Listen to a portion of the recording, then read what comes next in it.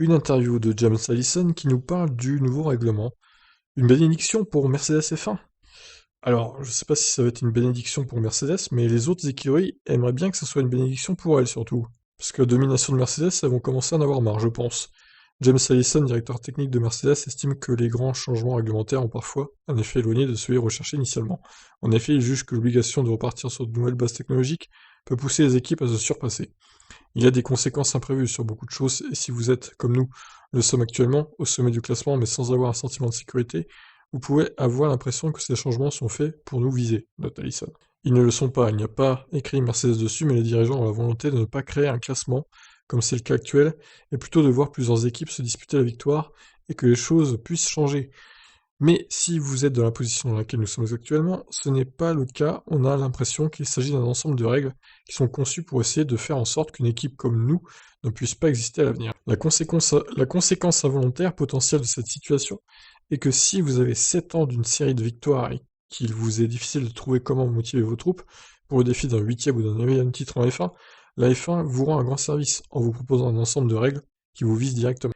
Et de fait, Mercedes a trouvé une motivation supplémentaire face au règlement 2022 qui lancera une nouvelle ère pour la F1. Il n'y a rien de plus motivant pour ce groupe de personnes que de se lancer dans ce nouveau défi et de dire on va vous montrer.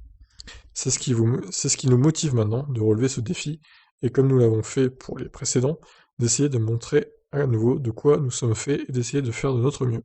Avec de la chance, ce qu'on peut faire de mieux est assez bon pour être à l'avant. Ah bah c'est sûr que du coup Mercedes ne va pas se reposer sur ses lauriers et qui donneront tout pour rester leader de ce championnat du monde de Formule 1, même en 2022. Alors on rappelle, hein, le nouveau règlement devait arriver l'année prochaine, en 2021, mais à cause du Covid, eh ben, c'est repoussé d'un an. Et c'est bien dommage. Mais bon, on peut espérer quand même avec tout ce qui va se passer, une belle saison 2021 pour clore cette petite ère de domination de Mercedes. Bon, après, moi, étant fan d'Hamilton et soutenant Mercedes, bon, je vais pas vous mentir, ça m'arrangerait qu'il gagne encore en 2022. Mais bon, pour le spectacle global de la Formule 1, j'aimerais quand même que les autres équipes reviennent à leur niveau et les battent régulièrement pour que ça nous fasse un peu d'air frais aussi, parce que c'est vrai que la domination de Mercedes, c'est un peu comme les années Ferrari. Dans les années 2000, c'était chiant au bout d'un moment, quoi. On a envie de changement en Formule 1, donc c'est clair qu'on aimerait voir le retour McLaren, Red Bull, Ferrari aux avant-postes, Renault aussi, pour qu'ils se battent avec Mercedes en 2022. On verra si ça sera le cas ou pas. Je vous laisse commenter.